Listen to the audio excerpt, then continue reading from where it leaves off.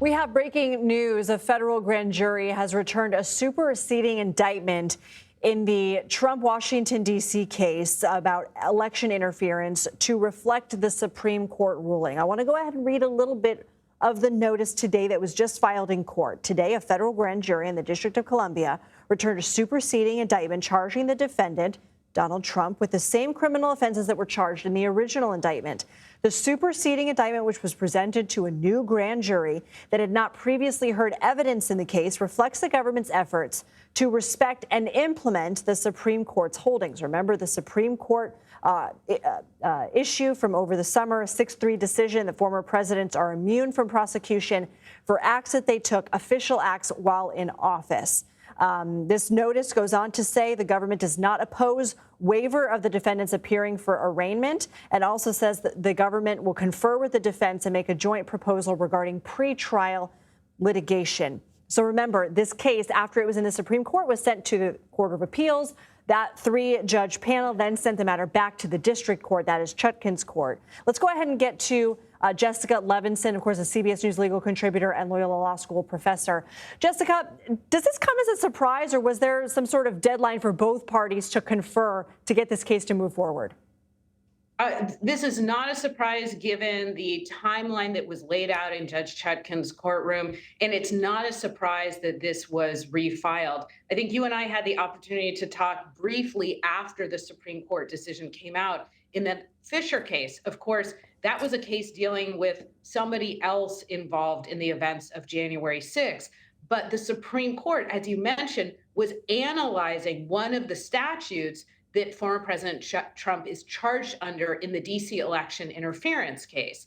And the question for the Supreme Court was, does this obstruction statute, which was a post-Enron era statute, really prior to January 6th that applied to white-collar crimes, could it apply to people involved in January 6th? And what the Supreme Court did very briefly is narrow the scope of that statute, but allow enough room for Jack Smith to do what he did today, which is to say, I understand the statute that I'm charging Trump under has now been narrowed in its scope, but I can still move forward because of the allegations against the former president. So, Jessica, given that this grand jury was being conducted after the Supreme Court decision, are the charges different? Because I'm trying to look right now at the original indictment filed in August of 2023 against Donald Trump. I'm seeing 4 counts: conspiracy to defraud the U.S., conspiracy to obstruct an official proceeding, obstruction of an attempt to obstruct an official proceeding, and conspiracy against rights. And now I'm looking at the new superseding indictment, and I am seeing what looks to be the same counts. Yes. That is exactly what I saw as well. And that's what many people predicted, which is that all 4 are going through, meaning all 4 counts are continuing. And the thing that changed is for Jack Smith to go to a grand jury, understand the new legal framework, the new standard, and say, here's the evidence we have. Will you, grand jury, do you think we have enough to indict under the new legal framework? And so very briefly, what we're looking at is this obstruction statute that federal prosecutors have used for many, many people involved in January 6th. Some were tried, some pled guilty. And the question was very specific in terms of the statutory language of whether or not it required essentially evidence tampering, whether or not it required a document to be involved in the allegations of trying to obstruct an official proceeding. The Supreme Court said yes, and Jack Smith today is saying that's fine, and there was an official document here. Now, we haven't read through everything yet, but what I expect that we will see is that the official documents at issue are those alleged fake slates of electors. That, according to Jack Smith, will be enough to satisfy the statute. So it's interesting. We got a note from our own Scott McFarland, who, of course, deeply steeped, as you are, Jessica, in all things January 6th. But he also notes the same 4 charges, no new co-defendants added. The new superseding indictment, 9 pages shorter, and eliminates any reference to co-conspirator 4 which pertains to the allegation of criminal attempts to misuse the Justice Department for sham election investigations, a reference to Jeffrey Clark, who I believe is also indicted or at least implicated in at least one other, as you just mentioned, fake elector scheme in Georgia. Well, that's right. And let's remember that there were two big Supreme Court cases. We're focusing on one of them, but two big Supreme Court cases that have affected this case. And one dealt with immunity, and one dealt with this obstruction of official proceeding statute. And the obstruction of official proceeding statute is the one that we've been talking about today, the one that was narrowed in scope as a result of that Fisher decision. But I think what you see in Jack Smith's decision to pare down is him, frankly, reacting to both of those Supreme Court decisions. Okay, Jessica, stand by. Let us know if anything else stands out to you. Let's go ahead and go to CBS News Justice Department reporter Rob Legare, who joins us now. Robert, what stands out to you about what you've read?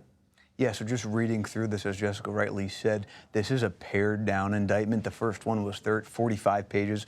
The superseding indictment is, 45. This is about 35 pages. And so this is 9 or 10 pages less than what we had last year at this time. And the prosecutors and the special counsel appear to be following the Supreme Court's roadmap here, and specific information that is now left out, particularly, as Jessica mentioned, the alleged conduct that prosecutors said Trump worked to pressure the Justice Department and enlist Justice Department officials in his alleged scheme following the 2020 election. That's gone. There were 5 alleged unnamed, unindicted co-conspirators in that original in the original indictment, including who we here at CBS News identified as one of them being then acting Assistant Attorney General Jeff Clark. He is also gone from the indictment. That individual, I think it was unindicted co-conspirator number 4, is no longer in the indictment. And so this really shows us that the prosecutors went through the original indictment and kind of took out issues that they said that they viewed as part of the Supreme Court knocking it out. Now remember, the Supreme Court in their immunity decision said explicitly that any conduct that Trump is alleged to have undertaken tied to the Justice Department was out of bounds. He was immune from being prosecuted for that because that was an official act. It is the president's official act, the Supreme Court said, his official job to interact with members of the Justice Department, and prosecutors cannot break into that immunity. They can't really touch that. The Supreme Court explicitly said that and basically disqualified that conduct from the indictment. So here Jack Smith is saying, okay, we don't need that anymore. We have these other things. Notably, Mike Pence and the conduct that prosecutors said Mike Pence or Trump worked to enlist Mike Pence in these acts. That's still included here, and that was a close call that the Supreme Court said would be a tough one for the judge to kind of parse through. They said Trump is presumptively immune from going over this, presumptively immune from conduct tied to the vice president, but here it's still included. So this is going to be a tough question for Judge Chutkan to answer, and she's likely going to have hearings on it to figure out whether or not the conduct with Mike Pence is allowed to go forward. So you have a byline on a CBSNews.com article from earlier in this month in which you report that Judge Chutkan is now expected to interpret and apply the Supreme Court's ruling. She'll have to decide which alleged conduct described is official in nature and which could be the subject of criminal prosecution, along the lines of what you were just telling us. But is Jack Smith essentially sort of getting ahead of all of these potential hearings with his superseding indictment, saying, look, we already went to a grand jury in the aftermath of the SCOTUS case in which this is, brought to light, and we still have an indictment here for you? Right. So we had Judge Chutkan asked Jack Smith to basically lay out what he says should happen in the case by Friday. Here, the Justice Department is saying, no, we're not going to do that. We're going to show you what we think should be included. Because as you rightly said, Lindsay, the Supreme Court basically handed to Judge Chutkan the indictment again with their ruling and said, interpret our ruling, attach it to these charges, and then see what comes out in the mix. So basically go through, decide which alleged conduct in the indictment is official in nature, which is unofficial in nature, and from there decide what conduct can be included at trial. Because again, remember, Judge Chutkan, she is a trial judge. What we're doing here is, what she is doing here, what prosecutors and Trump's team are doing here, is trying to get to trial or figure out how this could be resolved. And so that is what her job is. And so her job is to apply the Supreme Court precedent to these charges. The special counsel here is saying we are going to get rid of things that we think that she would have disqualified or that the Supreme Court disqualified, and we are narrowing this. She likely still will have to do something related to the Mike Pence matter because that is still included in the indictment. The Supreme Court said that Trump is presumptively immune from anything related to Mike Pence. Here, in this indictment, notably, the special counsel cast Mike Pence not as vice president, but as Trump's running mate in the election. And so this is a purposeful change that the special counsel made in this new document. Pence is not just the vice president, but also his running mate, Trump's running mate here. And so the special counsel is trying to make that determination as well. You know, just like we had a sort of a similar trickle of what could be perceived as positive news for Trump in his case, this is a very significant week for Jack Smith and their responses as they litigate this in the courts. We had you on yesterday. Remind us what the development was there in the Florida classified documents case. Right. So as viewers will likely remember, last month, Judge Eileen Cannon dismissed the classified documents case, ruling that Trump was right when she said the special counsel was illegally appointed and was not lawfully put in his position. She basically found that because Jack Smith was not appointed by the president, approved by the Senate, he didn't have the right to then go forward with the case, an argument that Trump and his allies had made. Smith yesterday appealed that ruling officially to the 11th Circuit Court of Appeals, arguing that he called that ruling nonsensical and basically said that there was a lot of legal matters that she got wrong and asked the 11th Circuit to reverse her and allow that case to continue. I want to bring Jessica Levinson back. Of course, Jessica, we've been talking about the role of Judge Chutkan and what will be before her, which is quite a lot, a great deal of work left in this case to still sort out. Well, and I think that you and Rob were exactly right to focus on this as a response to the immunity ruling. And you and I were talking a little bit about that other ruling as well. But this is really an indictment that takes into account what the Supreme Court said in terms of creating 3 buckets of categories. And this is where we see Jack Smith say no. And you mentioned those paragraphs with respect to co-conspirator number 4. That's where we see a few of those paragraphs being pushed out, where Jack Smith thought under the Supreme Court's immunity ruling, those couldn't move forward. And so now that Jack Smith has filed this superseding indictment, which Judge Chutkan, as you and Rob were just talking about, she's going to have to say, which bucket do each of these allegations fall within? Because to remind everybody, what the court said is, when it comes to only those things that under the Constitution a former president can do, the core presidential functions, absolute immunity. And again, that's why we see some of the allegations just be dropped here, where Jack Smith said we can't go forward.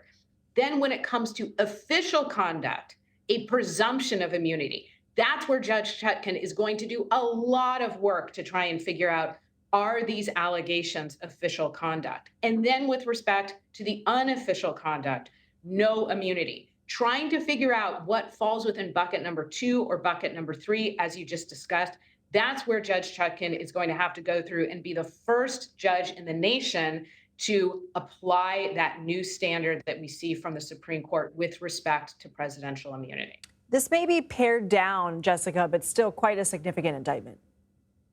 A very significant indictment. I know that, I and others say things like, look, you never want to be on the receiving end of a criminal indictment, and particularly one like this, a federal indictment. But I want to emphasize what you and I talked about before. All 4 charges are still there. Most of the factual allegations are still there. Jack Smith is saying what he said before, which is anything short of a Supreme Court decision that said, you just can't try a former president. You just can't criminally indict a former president. Jack Smith said, I have enough to move forward. And these are serious allegations here. And Jack Smith is saying very clearly, I can go forward, not on something that's significantly pared down, but on something that looks a lot like what I brought prior to that immunity decision by the Supreme Court. Jessica Levinson, always appreciate you. Rob Legare, your final thoughts. Yeah, I would just say, echo what Jessica had to say, and I'd also say that there's still a long road ahead in this case. There are some pretrial motions that have already been decided back in December when a lot of these issues were first raised. But now, as we've been alluding to, Judge Chutkan has a lot of work ahead of her because this indictment still has been filed and there's still 36 pages to go through. And so Trump's defense is likely going to go through and raise issues with each of these. The arguments that they had raised about presidential immunity in her courtroom months ago, they're going to raise again and apply the Supreme Court decision here. And so Jack Smith is not out of the woods here. There's still these arguments that have to go forward, and those close calls that the Supreme Court said Judge Chutkan will have to make, she's still going to have to do that. And so this is not the end of the road, but likely the beginning of new legal processes. Not the end of the road, but the beginning of a new one. Rob Legare, thank you so much. Jessica Levinson. Just to recap, everybody who is joining us, Special Counsel Jack Smith filed a superseding indictment against former President Trump today, in which he accused Trump of resisting the peaceful transfer of power after the 2020 presidential election. A pared-down superseding indictment, but still, as we were just discussing with Jessica, a very significant. Same counts, no new defendants here. But certainly, as Judge Chutkan in the D.C. District Court will have her work cut out for her as they move on with this case in the wake of that Supreme Court ruling saying that former presidents do have some immunity from official acts.